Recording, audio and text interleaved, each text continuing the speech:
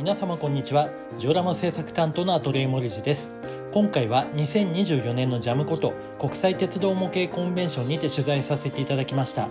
アキションモデラーさんの作品をご紹介します。アキションモデラーさんは超絶精密な車両工作をはじめ、本当のセメントを使用したトンネルをモジュールに設置したり、多くの皆様がご存知の有名モデラーさんです。ジオラマ担当のアトリエモリジも SNS で仲良くしていただいている凄腕のお一人です。今回はアキショーさんの渾身の一作、信越本線の通称アキショーカーブのジオラマをレポートします。アキショーさんの作品のすごいところは、やはり実物取材を元にした細かい作り込みです。この画像のように背景を設置すると実物さながらでワクワクします。ご覧ください。北国とトワイライトエクスプレスのすれ違い、もはや解説の必要はないかと思いますので、しばらくこのままでお楽しみください。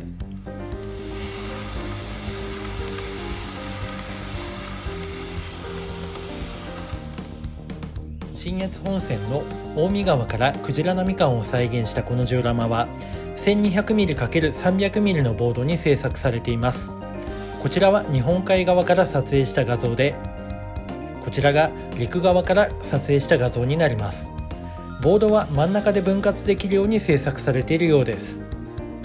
日本海縦貫線といえば、このビームの長いタイプの単線架線柱、以前住んでいた北海道の電化区間でも同様の架線柱でしたので、雪が多いエリアの地域性かもしれません。この架線柱もなんと自作されています。そしてこちらは複線架線柱で、しっかりと作り分けがされています。こういう細やかな工作の積み重ねが作品に迫力を与えてるんだなぁと改めて勉強になりました。今画像を見ていて気づいたんですけど、ちゃんとバラスト回収を再現されています。すげー細かいです。普段の観察眼が磨かれていないとできない再現なので、やっぱりアキショーさんすごいです。架線だけでなく電線もしっかりと張られていてワクワクです。また画像を見ていて見つけちゃいました。これすごくないですか？私も道路の電柱でやりたいと思いつつ、再現方法が思いつかず、ずっと放置していたこの名前のよくわからないやつ、作り方後でアキショーさんに教えていただきます。線路脇の柵もただ設置するだけでなく、朽ち果てていて崩れかけている柵も再現されていて、再現されている季節感も相まって、勝手な個人的な印象なんですが、日本海独特の心にしみる情景がリアルに再現されています。このモジュールにはトンネルも再現されていて、本物のセメントで製作されています。見た目や質感がやっぱり本格的です。こうして改めて動画編集で画像を見ていると、その質感の誘惑に巻き込まれそうです。ちょっとやってみたいな。トンネル内には架線柱、照明が再現されていて、照明はしっかりと点灯しています。トンネルの入り口の外には雪対策でしょうか、信号の上にカバーでしょうか、つばでしょうかのついた中継信号機が再現されています。その前には変圧柱でしょうか。私はまだそんなに詳しくないので、先ほどからかなりあやふやな説明で恐縮なんですが、アキショーさんからここちゃんと透明アクリル板つけたんだよって教わりました。こういう細かい再現って本当にワクワクしますよね。おしゃれは足元から、線路周りもしっかりと作り込まれています。バラストの表現はもとより、架線柱の汚れ方、柵のくたびれ方、側道の草表現の雰囲気がそれだけで臨場感を演出してくれています。擁壁の色味、波しぶき、海の色合いが日本海を彷彿とさせます。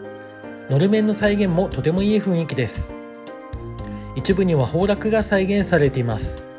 モジュール全体を拝見して思ったのですが、人形を配置しなくても草、小物、情景を工夫して配置することでドラマが再現できるんだっていうことを再発見しました。トンネルの上部には遊歩道が再現されています。トンネルの脇の谷間は急線の跡で、遊歩道は急線跡を橋で渡ります。そしてその橋の脇には水管橋が再現されていました。橋を渡った遊歩道の先には公衆便所が再現されていて、実はこの便所が個人的上司のスポットだったりします。トイレというよりも便所といった方が似合うこの建物の外水道にはホースがつながれていて、そのホースが垂れている状態が再現されています。建物の中には個室便所のものと思われる扉がちらっと見えます。そして建物の脇にはちりとりなどの掃除用具が。こういう表現大好きなんです。そしてこの便所のこだわりがもう一つ。秋翔さんがちょっと見てよこれって言った先には、なんとウジ虫対策のペットボトル。ここにもペットボトル仲間がいました。こういう小物だけで語れる物語、いいですよね。改めて画像編集していて気づいたのですが、この便所しっかりと昭和あるあるのガラスのブロックを組み上げた窓が再現されていました。私一押しの公衆便所についてちょっと熱く語ってしまいました。道路のガードレールにはちゃんとワイヤーまで再現されていました。ここまでは秋翔さんのこだわりがギュッと凝縮されているモジュールのご紹介をいたしました。この後はジオラマの車両走行シーンでお楽しみいただきます。